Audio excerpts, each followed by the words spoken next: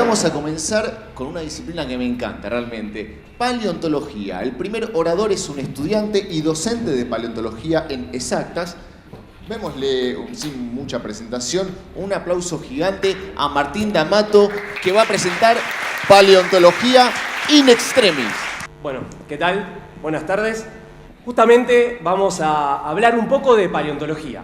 Seguramente algo que empiezan a pensar, empiezan a imaginar cuando escuchan por primera vez la palabra paleontología es un animal bien grandote, verde, lleno de dientes, que va a atraparlos, que va a comerse gente, porque eso es lo que nos dijo, lo que nos viene diciendo las películas hace rato, que paleontología solamente son dinosaurios, pero en realidad es mucho más que eso.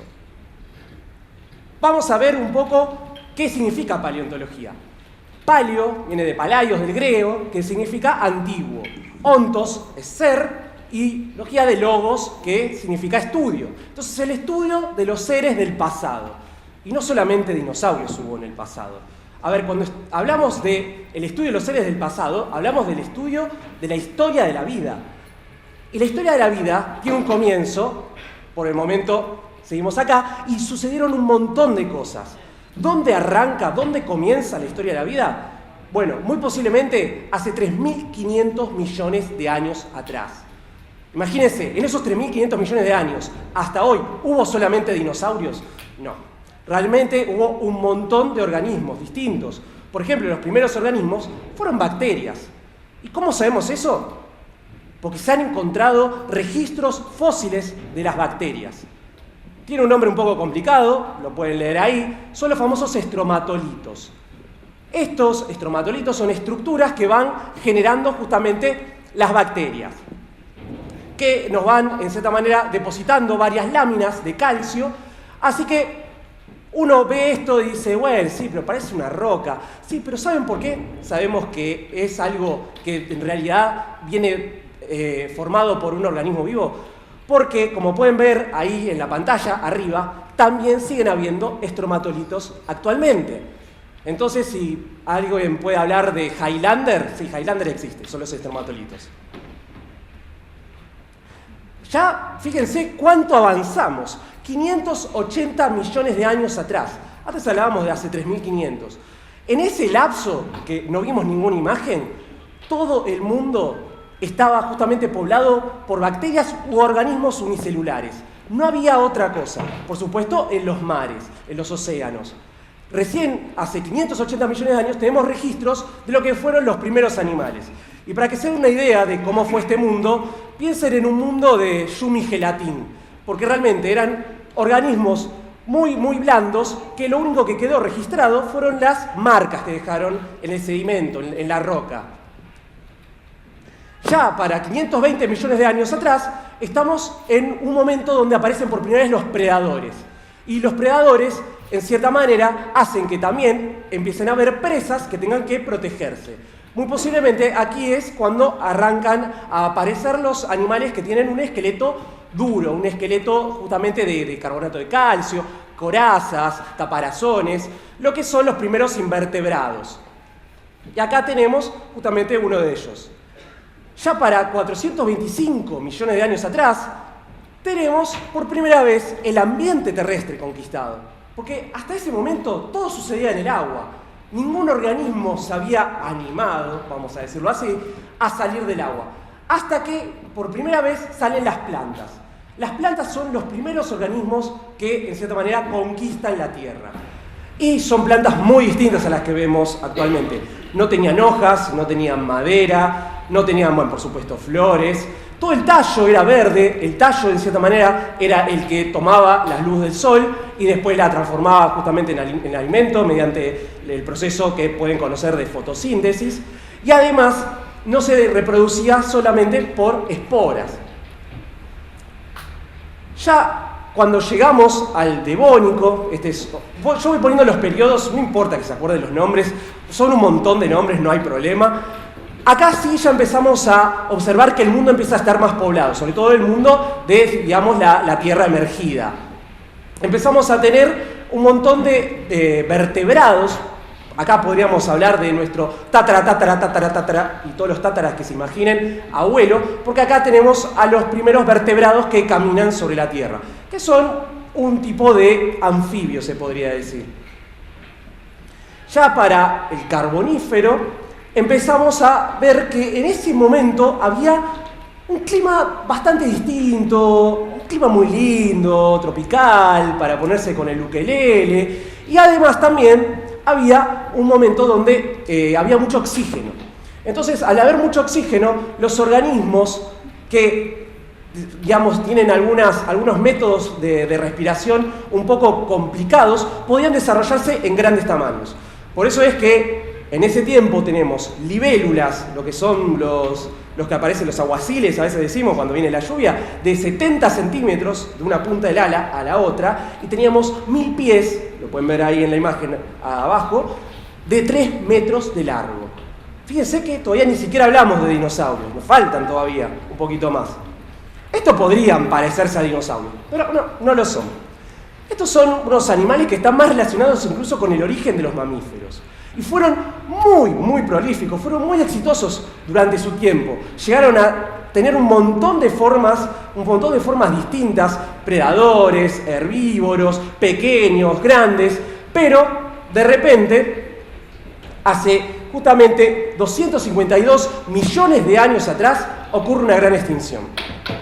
Y esa extinción no tiene que ver tampoco con la de los dinosaurios. Acá, olvídense.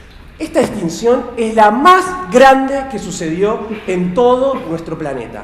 Esta extinción acabó con el 95% de la vida, prácticamente.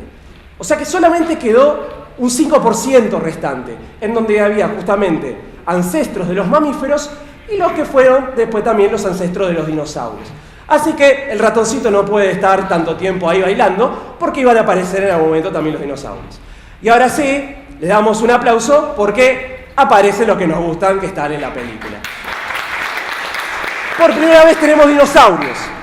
Tenemos dinosaurios pequeños, humildes. Imagínense que venía todo de una gran hecatombe, una gran extinción. Entonces todavía la Tierra estaba acomodándose, teníamos un clima muy hostil, muy desértico, pero ya empezaban a diversificarse los dinosaurios. Ya tenemos animales bien grandes para este momento, para el Jurásico, la famosa película. Ya para el Jurásico tenemos animales de casi cerca de 30 metros de largo, predadores de todos los tipos y tamaños. Pero todo concluye al fin, nada puede escapar, hay una nueva extinción. Esta es la extinción, justamente, esta es la extinción del Cretácico, la que sucedió hace 65 millones de años, que acabó, y escuchen bien, con la gran mayoría de los dinosaurios. La gran mayoría, entre algunos otros, porque también se extinguieron algunos reptiles, se extinguieron algunos anfibios, se extinguieron plantas, pero eso vamos a ir viendo con el tiempo. Ya hace más o menos 20.000, 10.000 años atrás, tenemos una de las últimas glaciaciones importantes, cuando nuestro planeta pasó por unos climas muy extremos. De hecho, los animales estaban en cierta manera preparados para sobrevivir en ese momento. Tenemos mamuts, rinocerontes lanudos, tigre de diente de sable, bueno, los que vieron en la era de hielo. Ya también hay otra película, por suerte podemos hablar un poco más. Pero no solo la paleontología nos va mostrando ecosistemas y, digamos, ambientes que van cambiando, sino que nos ayuda también a conocer un poco cómo era nuestro mundo hace mucho tiempo. La imagen que tiene ahí justamente es la disposición de los continentes como los tenemos actualmente. Pero unos paleontólogos encontraron el bichito que se ve ahí, un reptil chiquitito, no importa ni siquiera el nombre, un reptil chiquitito que vivía en lagos. El animal estaba preparado para vivir en lagos. Y se encuentra tanto en el este de Brasil como en el oeste de la costa justamente de África. Entonces surgieron dos teorías. O el animalito se puso las antiparras, se pegó un largo entero y estaba en ambos lugares, o realmente lo que sucedía era que en algún momento esos continentes estaban juntos, estaban unidos. Entonces, eso es lo que después, bajo otros estudios paleontológicos, estudios geológicos, se pudo determinar que incluso los continentes del sur, en algún momento, América del Sur, África, Australia, Antártida e incluso India, formaron parte todos de una masa continental llamada Gondwana, como un grupo de reggae, algunos lo pueden conocer incluso. Ahora, también podemos saber un poco más del paleoclima. Todo lo que sea un estudio paleontológico, antes, les aviso, le ponemos paleo, pero para que se entienda, nada más. Paleoclima. ¿Por qué? Porque lo que están viendo justamente es una imagen de la Antártida, que ahora está toda llena de hielo, pero en el Jurásico, en el Cretácico, la Antártida llegó a tener exuberantes selvas. Y eso lo sabemos porque se han encontrado plantas fósiles que formaban parte de esas selvas, se han encontrado animales que estaban justamente adaptados a una vida de un clima más benigno que el que hay actualmente. Fíjense, eso va siendo algo incluso cíclico. Otra cosa, esta sí es una palabra bastante complicada, bioestratigrafía. Lo digo así despacito, no se asusten. Esto justamente lo que nos muestra es cómo algunos fósiles, que se les llama de una manera muy común, se les llama fósiles guía, porque realmente nos guían a la hora de ponerle fechas a las rocas, a las capas de roca, lo que nosotros llamamos estratos. Por eso justamente la palabra. Nos ayudan a poner fechas y así podemos saber más o menos la edad relativa. Si aparece cierto grupo de animalitos, por ejemplo los que ven en la sección inferior, eso que parece como un bicho bolita, son trilobites, son animales que están relacionados con las arañas, con los escorpiones, totalmente extintos, no queda nada de eso, aunque en YouTube cada tanto aparezca algún video que dice video de trilobite vivo, no, son otras cosas que se parecen, no se asusten. Estos justamente son animales muy antiguos, entonces cuando encontrás un grupo de estos, sabes que son rocas muy antiguas. Si encontrás a los amonites, que son justamente de una manera espiralada, tienen una colchilla espiralada, estas en rocas un poco más modernas, en rocas más o menos comparables a la edad de los dinosaurios. Bueno, se va entendiendo, ¿no?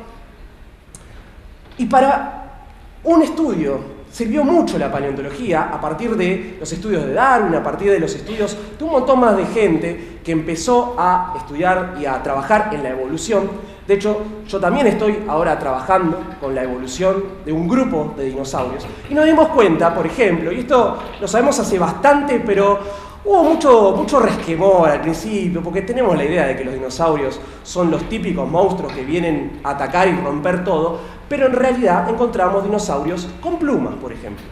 Y hemos encontrado también ballenas con patas. Entonces eso nos está, en cierta manera, armando toda la escena evolutiva de estos grupos. Y no encontramos solamente un esqueleto fósil de dinosaurio con plumas. Encontramos cerca de 30 esqueletos de dinosaurios con plumas. Y muy posiblemente varios más lo tenían. El tema con las plumas es que no se preservan muy a menudamente. En realidad se preservan, digamos, en condiciones excepcionales. Tiene que ser el sedimento muy fino, tiene que ser como una arcilla donde el animal caiga, se tapa ahí rápido. O sea, se tiene que dar todo, como casi la lotería habría que sacarse. Pero bueno, cada tanto los paleontólogos se sacan la lotería. ¿Y qué otra cosa fuimos viendo? Por ejemplo, que algunos dinosaurios tienen algunos huesos extraños. ¿Se imaginan un tiranosaurio rex? Uno va a comerse la pechuga de un tiranosaurio rex y antes de empezar a cortarla encuentra un huesito de la suerte más o menos de este tamaño. Nosotros que partimos, más o menos así, ese que se parte. Bueno, el tiranosaurio rex también lo tenía y varios otros dinosaurios también. Eso nos está diciendo mucho acerca de estos animales. Nos está diciendo que, por ejemplo, las patas también de un Tyrannosaurus rex son muy similares a las patas de una gallina. Que los huevos fósiles son similares también a los de cualquier otra ave. Los huesos de los dinosaurios también tienen ciertas similitudes. Ustedes cuando terminan de comer pollo y le quedan los huesitos ahí en el plato, no se les ocurre tirárselos al perro, porque seguramente esos huesitos se van a astillar, se va a atragantar Bobby, y se va para arriba. Y no queremos que suceda eso. ¿Por qué sucede eso? Porque todos los huesos de las aves son huecos. En cierta manera, a muchas aves les sirve para, por ejemplo, se imaginan, ¿no? Estoy siendo un poco obvio. Bueno, sirve para, pero en cierta manera hay otras aves que, por ejemplo, el ñandú, el avestruz, no tiene, digamos, la facilidad para volar, pero también tienen huesos huecos. Los dinosaurios, sobre todo los dinosaurios carnívoros, la gran mayoría de ellos, también tenían huesos huecos. O sea, plumas, huesito de la suerte, fíjense todo lo que tenemos, lo que nos está diciendo que la gran extinción acabó con la mayoría, pero un grupo de ellos sobrevivió. ¿Y dónde van a encontrar dinosaurios vivos? En el parque, en la plaza y girando el espiedo en la roticería. Porque eso también es un dinosaurio, ¿eh? Y al horno y con papas va como piña, ¿eh? Se los recomiendo ahora, para la noche. Porque las aves son verdaderos dinosaurios. Entonces, también lo que podemos hacer con la paleontología es, en cierta manera, enmendar algunas cosas que entendíamos, que nos habíamos reído, que le habíamos pasado bien. Pero bueno, esta señora parece ser que es una visionaria. Bueno, muchas gracias por su atención y espero que les haya gustado.